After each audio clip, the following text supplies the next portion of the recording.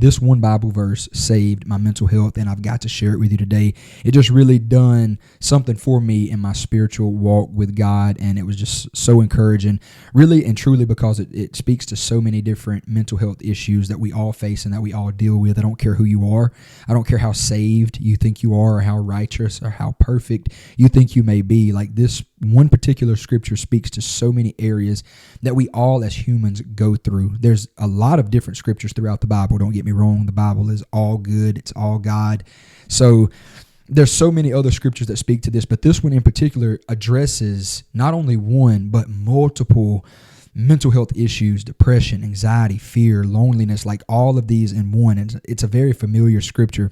It's Jeremiah 29:11. I want to read it, and then we'll stop and we'll break it down and talk about it as we go. But the Bible says, "For I know the thoughts that I think toward you, saith the Lord." Now, of course, we know this is God talking here in the book of Jeremiah. I want you to know, first of all, when it seems like you're all by yourself, when it seems like nobody understands, when it seems like nobody cares, you are on the mind of God, especially if you are a child of God. If you are somebody that has been redeemed, you have experienced salvation. Don't ever let anybody lie to you and tell you that even after you experience salvation, which is a gift from God, which is something that only God can grant repentance and give to someone as a free gift, which is salvation. That's what we believe, and that's what we preach here on Bible Braylon. You cannot earn salvation. There's nothing you can do to be entitled salvation or for God to owe you anything. And if you believe and you confess and you repent, you can only believe if God grants you repentance. That's the Apostle Paul. He said that. And it's all wrapped up in God. We have to first understand that, guys. Like, we can't take our next breath without God. There's so many people in the world that we live in today, they think because, and this is the misconception that all of us have, and this is why there's so many people, even believers, even those that have experienced true salvation, struggle because we try to measure up to God in a sinful flesh. Right? The Bible tells us in the book of Romans that this flesh is enmity against God. And if we walk in the flesh, or we're in the flesh, we're thinking things and being mindful of the flesh in any way, there's no possible way we can please God. You can quote unquote do everything right. You can quote unquote in the eyes of man live right, live holy, all of this. But if your heart's not right, it's not right before God. So you have to understand that everything is a God thing, from salvation to being able to confess your sins, to being able to repent, from being able to believe on the Lord Jesus Christ. All of this is from God. You don't have any bragging rights nowhere whatsoever. I don't have any bragging rights whatsoever. It's all a God thing. So let's first address that. So when you are a child of God, you are on the mind of God. Even in certain instances, you're not a child of God. You're not a believer. I want to speak to you in this video today and let you know that you're on the mind of God. Because if you have breath in your body, if you woke up today, you have your right mind, that is grace. That is the mercy of God. The Bible says it rains on the just as well as the unjust. Just like the believer woke up today, the sinner woke up today. And you know what that is? That's God's love. That's God's mercy. That's God's compassion. You can't do it on your own. You can't breathe your next breath. If God decided to stop your heart from beating right now, that's it. I can't make my heart beat or skip a beat or stop unless you inflict self-harm. But I'm talking about just normally, casually living your day-to-day life. Everything is a God thing. That's how even the atheist, even those that don't believe, even those that say there is no God, they're having to acknowledge God even in the midst of their doubt and their unbelief. So you are on the mind of God, and it don't matter if you're by yourself. It don't matter if the whole world is turned against you, has left you stranded. Rest in knowing that God has thoughts toward you. And here's what those thoughts are about and what those thoughts are of. The Lord said thoughts of peace and not of evil, to give you an expected end. Now, I want you to realize something, that when you go through these valleys of depression, you go through these valleys of loneliness, you go through these valleys of fear, all of this that we experience and that we each and every single one encounter at some point, whether you want to be too prideful to admit that or not, you have a God who is in your corner. He is giving you an expected end. That word expected, it literally means accord. He's giving you an end, basically what the Hebrew translation is saying here, with a cord on it. In other words, God is still in full control because he's planned out, he's mapped out your life. And I want you to think about it kind of like a dog on a leash, right? When you got a dog on a leash, the dog can only go so far. The dog can't run out into the street because there's a leash there. There's a cord there. There's a rope that is connected to the dog and that you have in your hand. It's the same way with God. And that's what Jeremiah 29:11 is telling us, that he has given us an expected end, an end with a cord attached to it, an attachment, or figuratively, an expectancy. God knows exactly what he is doing in your life. God knows exactly where he is taking you, where he is leading you. So when depression tries to set in, know that God has a plan for you.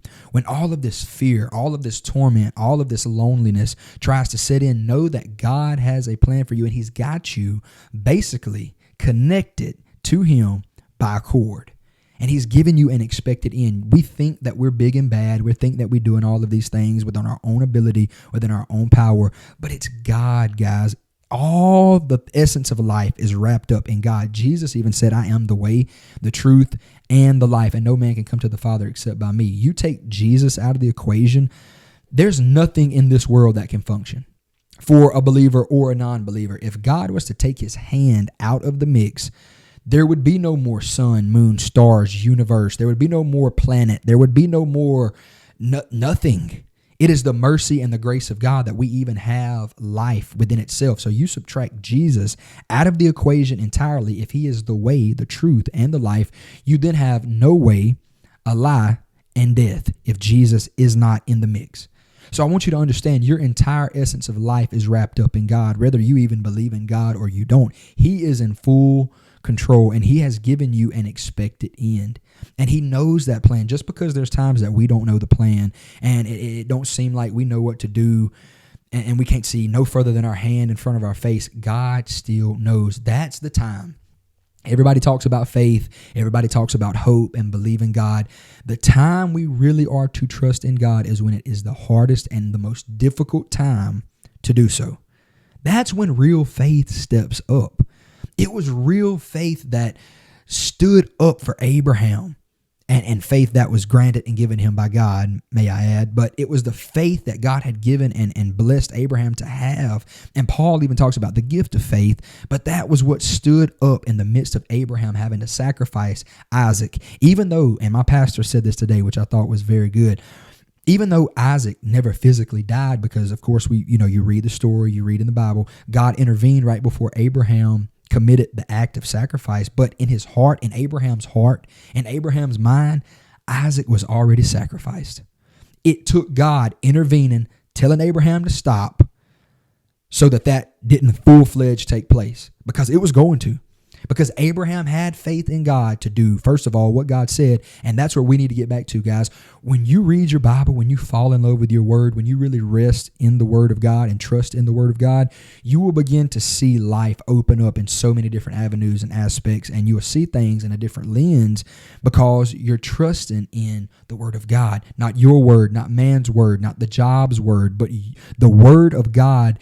It's quick, it's powerful, it's sharper than any two-edged sword, and it can give life to your situation today. So I want you to know that God has a plan for you. He is thinking about you. You are on the mind of God. You are not alone, even though it may feel like that for some of us at different times in our life. Just because people turn their back on you does not mean God has given up on you. Just because people mistreated you at church does not mean you have to give up on going to church. Just because God didn't answer that one specific prayer that you prayed 15, 20, 30 years ago does not mean you have to quit praying. Just because you read a Bible verse and it hasn't happened or unfolded like you want it to in front of your face does not mean God is not fulfilling his word all around the world. Miracles, signs, wonders, deliverance, healing, salvation, all of these things taking place. Just because we haven't seen it does not make it false. The Bible says faith cometh by hearing, and hearing by the word of God. So believe this word. Whether God chooses to use you to perform his word or use you for his word to come to pass, or whether he's doing it all over the world, believe it regardless and trust in the word of God and trust that he has a plan for you and expected end for you. Whenever these thoughts of depression, suicide, anxiety, all of these fearful thoughts try to come in, stand firm on the word of God. That's all we have. That's all we have. The Bible says not one jot, not one tittle is going to fail. It's not going to hit the ground. God's word is not going to return back void, but everything God says, he will do. Some things Jesus prophesied, he prophesied, and it happened 40 years after the prophecy. Some things we're still waiting for the fulfillment of it today. When the prophet Isaiah prophesied that a virgin was going to give forth Jesus Christ, the Son of God, it was hundreds of years down the road before that prophecy ever come to pass. So just because you may not see it when you want to does not mean God is lying, because he cannot lie. It does not mean it's not going to come to pass, because if God said it, you can take it to the bank. So trust and believe the word of God today. Stand firm in the word of God and rest in Jeremiah 29:11. I want to read it again. For I know the thoughts that I think toward you, saith the Lord, thoughts of peace and not of evil, to give you an expected end. When it feels like you don't know what to do, when it feels like you don't know where to go and you don't know what decision to make, rest in the peace of God. The Bible says that God performed works 6 days, and on the seventh day he rested. So you today, if you don't know what else to do, simply rest in the fact that God has a plan for you. He has thoughts of peace and not of evil toward you and for your life. If this video has helped you any at all, I've put together a free ebook on exactly how to draw closer to God. I will link that in the description of this video down below. So please check the description for this video. And also, guys, check out this Christian store that I'm very fond of and I've been talking a lot about, called Jade and Cliffs. Jade and Cliffs is an e-store that has our normal everyday products at a discounted rate. It's not specific to any one category. It's just simple household products that we all use every day. We shop for at Walmart, the convenience store, whatever, and you can get them on Jade and Cliffs delivered right to your door for a discounted price. So I'll also link Jade and Cliffs down below in the description of this video. Check them out. Feel free to just browse their site and see what you may need and that you can find at a discounted rate. I promise you, I'm lifting up every subscriber and every viewer to Bible Braylon. So please subscribe to this channel. Share this video with somebody that needs to hear it. Interact with this video in some way every time you comment, like, or interact in whatever way you choose. You're helping me push this video to more and more people for absolutely free. So I'm praying for you. I love you, and I will see you next time. Be blessed.